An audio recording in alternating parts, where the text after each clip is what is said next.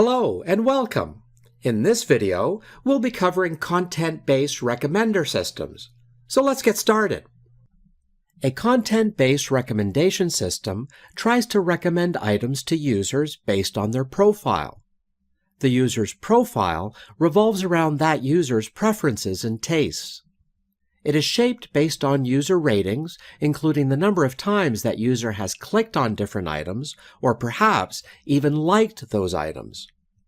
The recommendation process is based on the similarity between those items.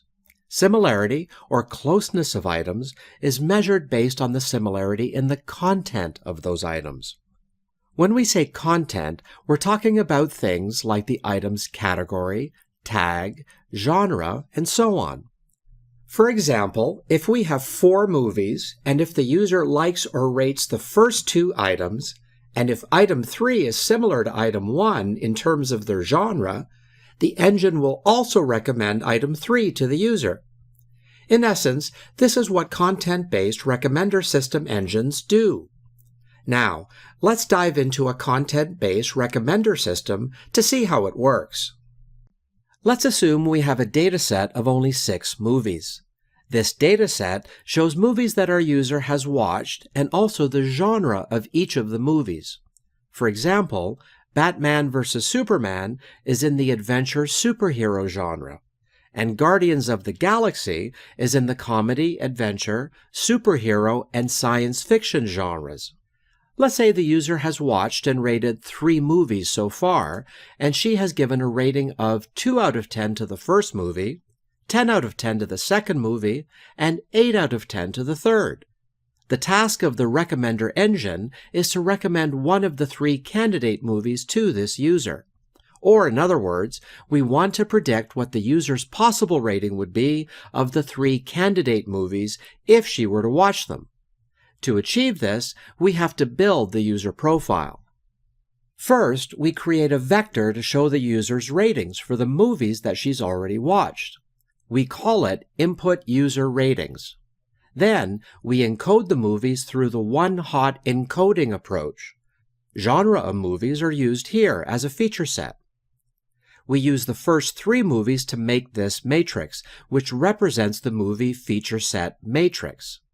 If we multiply these 2 matrices, we can get the weighted feature set for the movies. Let's take a look at the result.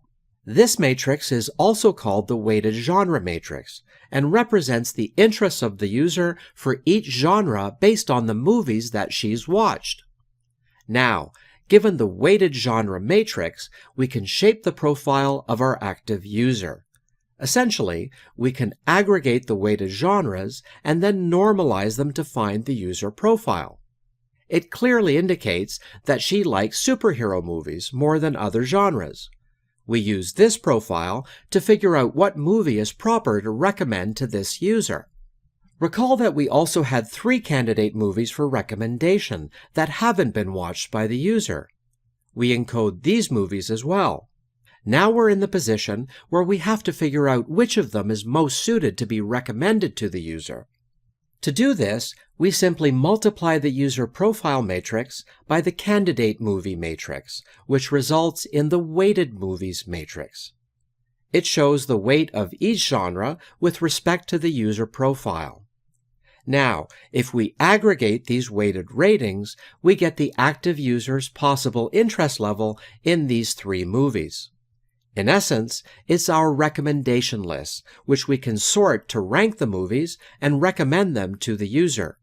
For example, we can say that The Hitchhiker's Guide to the Galaxy has the highest score in our list and is proper to recommend to the user. Now you can come back and fill the predicted ratings for the user.